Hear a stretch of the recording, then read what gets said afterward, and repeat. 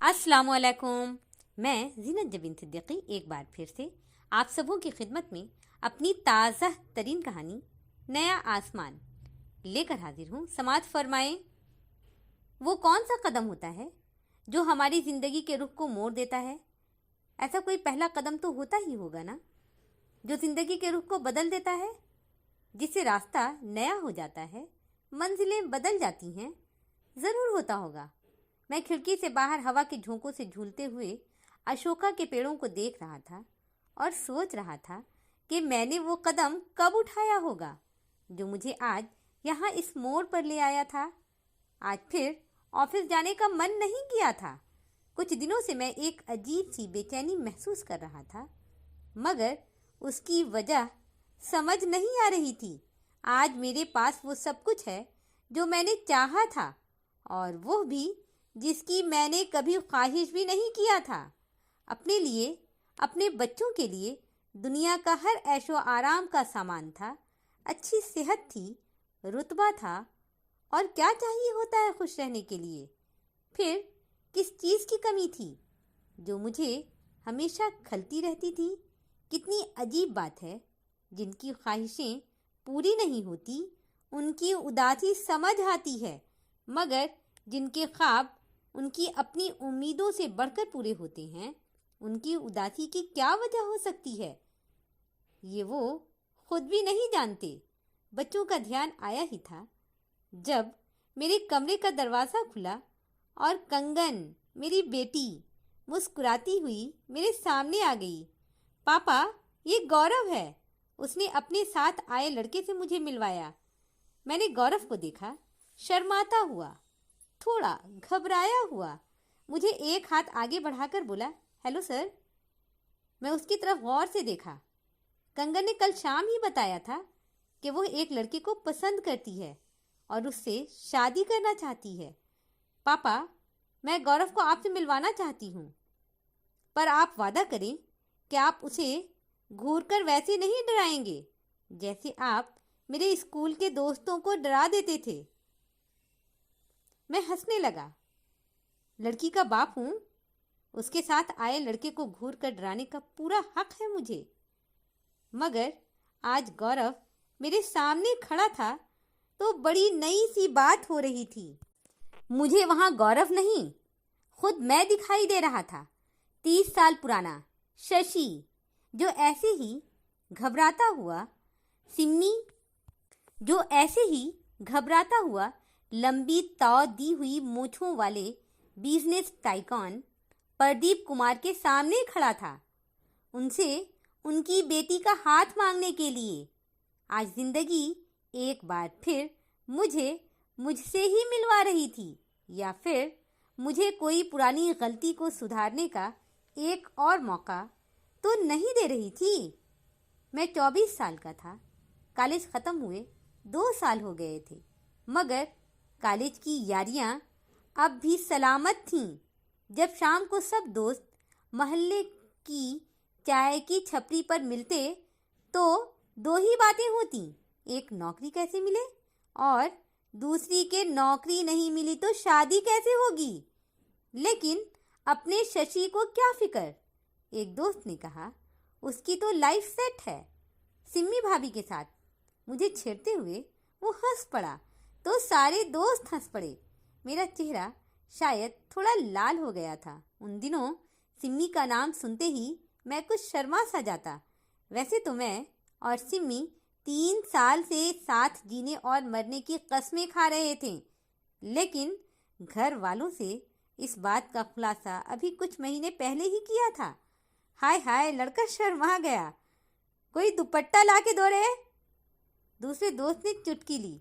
चाय वाला छोटू बोला, मेरा गमछा चलेगा भैया जी। तो सब और भी ठाका मारकर हंसने लगे, पर सामने से पापा जी को आते देखकर सभी चुप हो गए। मेरे सामने रुक कर पापा ने मेरे दोस्तों की तरफ देखा, फिर मुझसे पूछा, आज का इंटरव्यू कैसा था बेटा? अच्छा था पापा, मैं बोला। वो पूछकर आगे बढ़ गए और मैंने चैन की सांस ली। उनका घिसा पिटा रिकॉर्डर आज कम से कम मेरे दोस्तों के सामने तो नहीं शुरू हुआ था। अगर दिल लगाकर पढ़ लेते तो मेरी तरह तुमको भी सरकारी नौकरी मिल जाती। मेरे पास कोई पुश्तैनी जायदाद तो नहीं। जो चाहिए तुमको मेरी तरह मेहनत करके कमाना ही पड़ेगा। मेरी और पापा की सोच में यही तो फर्क था। मैं सरकारी नौकरी में जिंदगी भर एड़ियां रगड़ने को तैयार नहीं था। मुझे अच्छा लाइफ स्टाइल, ऊंची दुकानों से महंगे कपड़े, बड़ी गाड़ी और आलीशान मकान, ये सब कुछ चाहिए था और मैं मेहनत करने को तैयार था। मेरा प्लान भी यही था, थोड़ी मेहनत और बाकी MI। अगले 5 साल में ये सब मुझे हासिल करना था। अपने और सिम्मी के लिए मैंने ये सारे ख्वाब देख तो लिए थे, बस एक अच्छी सी नौकरी मिलने की देर थी। मैं यही सोच रहा था कि मेरा फ़ोन बजा। सिम्मी का फ़ोन था।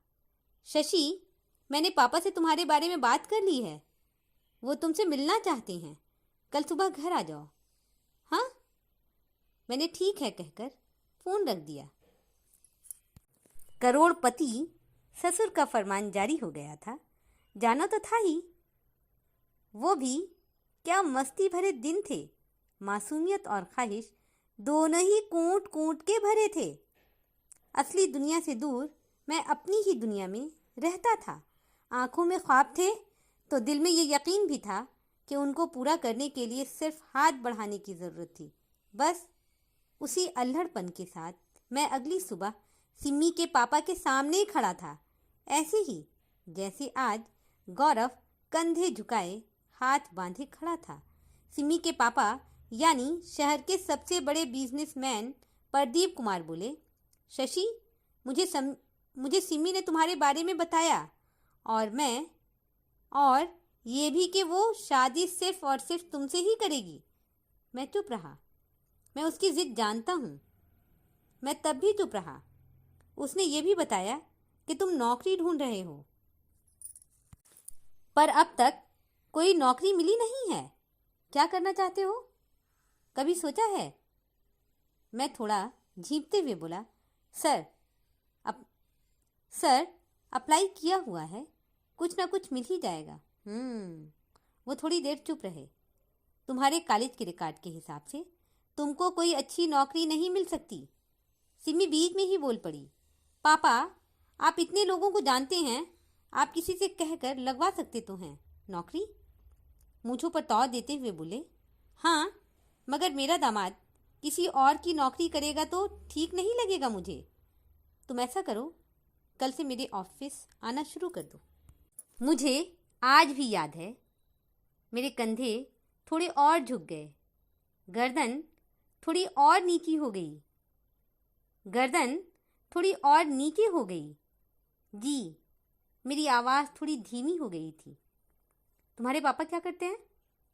जी, वो इनकम टैक्स ऑफिस में हैं। मेरी आवाज़ जैसे निकल ही नहीं रही थी। वो कुछ सोच कर बोले, मैं तुम दोनों के लिए यहीं पास में एक घर खरीद दूंगा। शादी के बाद तुम वहीं शिफ्ट हो जाना।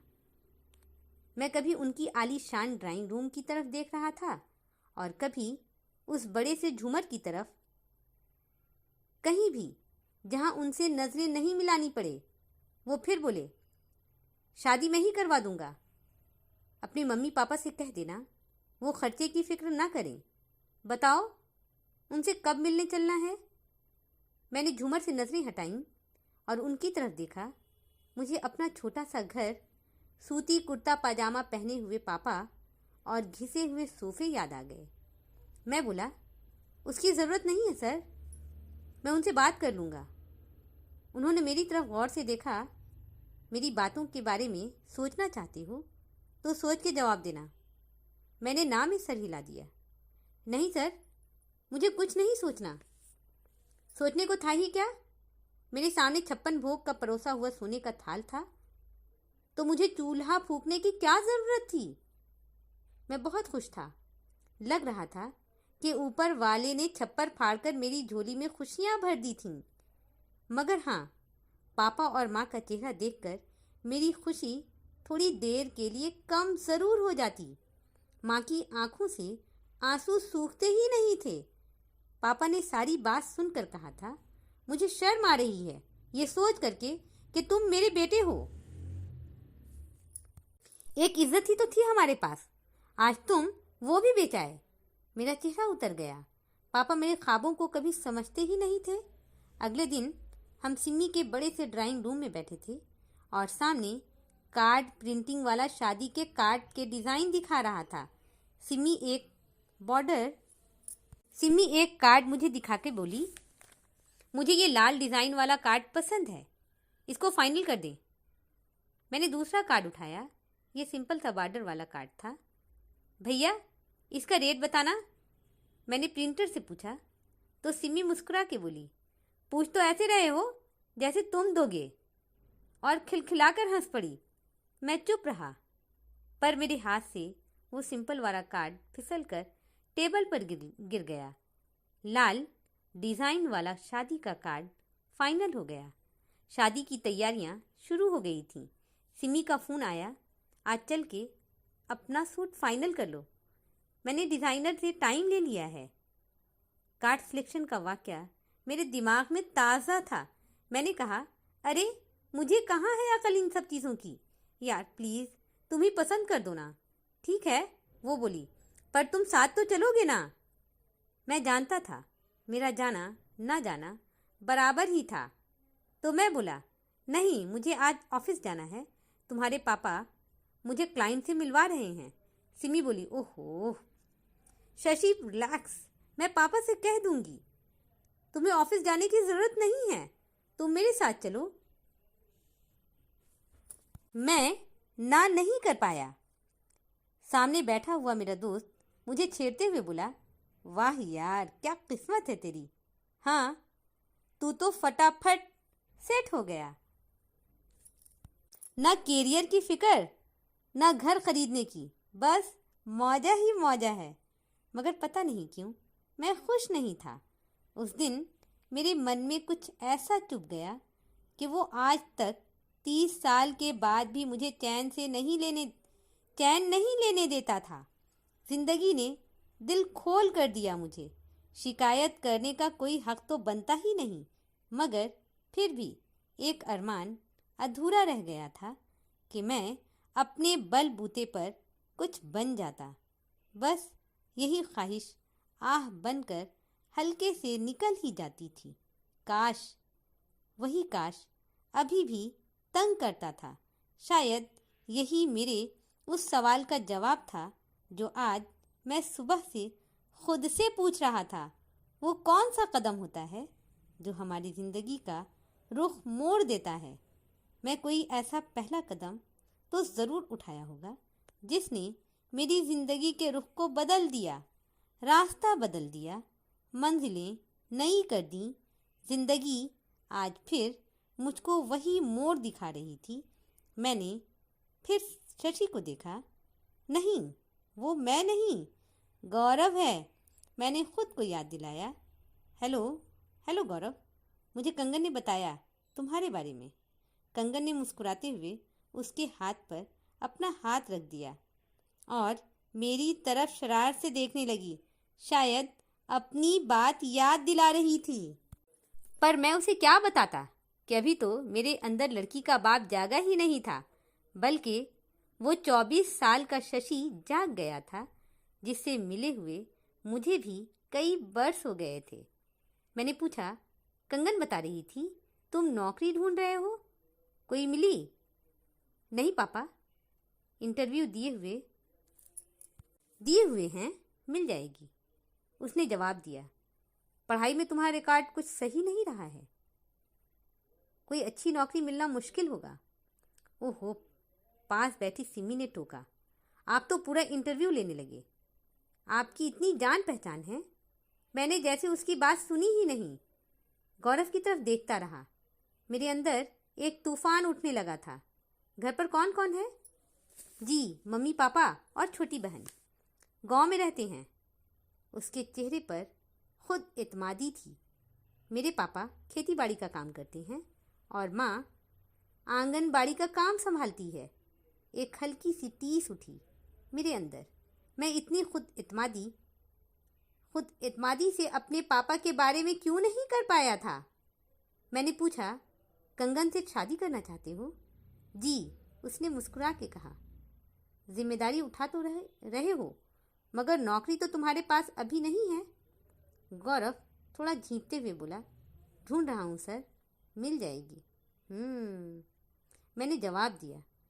सिमी मेरी तरफ हैरानी से देख रही थी और कंगन उसके पास सोफे पे आकर बैठ गई थी।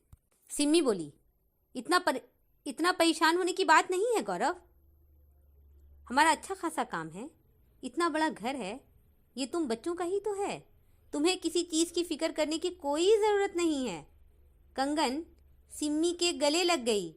ओ मामा, आई लव यू। मैं गौरव की तरफ देख रहा था। उसके सामने 56 भोग से सजा हुआ सोने का थाल परोस दिया गया था, पर आज उस थाल को परोसने के लिए मैं खड़ा था और मैं एक ही गलती दूसरी बार नहीं दोहराने वाला था। मेरे अंदर का तूफान कुछ थमा तो मुझे साफ दिखाई देने लगा कि मुझे क्या करना है। मैंने गौरव से पूछा, क्या तुम भी यही सोच रहे हो? ओ पापा, कंगन बोली। मैंने हाथ से उसको चुप रहने का इशारा किया। गौरव चुप था, मुझसे नजरें चुराकर इधर उधर देख रहा था। जब उसने कोई जवाब नहीं दिया तो मैंने बोला, तुम्हें शादी करनी है तो एक बात का ध्यान रखना, मैं तुम्हें अपने कारोबार में, अपने घर में कोई हिस्सा नहीं दूंगा। जो तुम दोनों कमाओगे उसी में गुजारा करना पड़ेगा। बस मेरी यही शर्त है, अगर मंजूर है तो बताओ। मेरे इतना कहते ही सिमी के चेहरे पर गुस्सा आ गया। कंगन के चेहरे पे नाराज़गी थी। वो मेरी बेटी थी, पर मेरी कही हुई बात उसकी समझ में नहीं आ रही थी। मैंने फिर गौरव को देखा। उसकी नज़रें अब मुझ पर थीं और उसके झुके हुए कंधे थोड़ा ऊंचे हो गए थे। सीना थोड़ा चौड़ा हो गया था। वो मेरा बेटा नहीं था, मगर मेरी बात समझ गया था। मेरी आंखों में आंखें डालकर उसने 24 साल के शशि को देख लिया था, जो ऐसे ही एक दिन खड़ा था और जिसे सब कुछ बिना मांगे मिल गया था, मगर सब कुछ पाकर भी उस दिन बहुत कुछ खोया था। मैंने अपने पर से भरोसा खो दिया था। अपने पंखों को कभी आजमाया ही नहीं। उड़ने की ज़रूरत नहीं पड़ी, इसलिए उड़ा ही नहीं। बस अपने घर की मुंडेरों पर पैर से चलता रहा। भूल गया कि मेरे पास सुनहरे पंख भी हैं। हवाओं के रुख में बहता रहा, मगर पंखों में मजबूती हो तो हवाओं के उल्टे रुख उड़ने से ही मजबूती आती है। मैं आज ये समझ गया था कि ज़िंदगी में थोड़ी स्ट्रगल भी ज़रूरी है। अपने ऊपर भरोसा तभी आता है। मुझसे ये उस दिन छिन गया था, मगर मैं अपने बच्चों से ये नहीं छीनना चाहता था। गौरव मेरी तरफ देखकर मुस्कुरा रहा था, मुझसे नज़रें मिला पा रहा था। बिल्कुल ठीक है सर, मैं भी यही चाहता हूँ। मैंने कहा, अगर सोच के जवाब देना चाहते हो तो सोच लो। नहीं सर, सोचने को कुछ नहीं है, मुझे आपकी शर्तें मंजूर हैं। मैं पहली बार मुस्कुराया। बताओ, तुम्हारे माँ बाबा से कब मिलने चलना है? आज मैं खुश था। आज मैंने परिंदे के पंख काटे नहीं थे। उसे परवास के लिए नए आसमानों का पता दे दिया था। उम्मीद है मेरी कहानी आप लोगों को पसंद आई होगी। अगर मेरी कहानी पसंद आई है तो मेरे चैनल को सब्सक्राइब कर दें और इजाज़त दें। अगली बार एक ताज़ा तरीन कहानी लेकर दोबारा हाजिर होती हूँ। जब तक के लिए अपना ध्यान रखें, अपनों का ध्यान रखें। फ़ी अमानिल्लाह।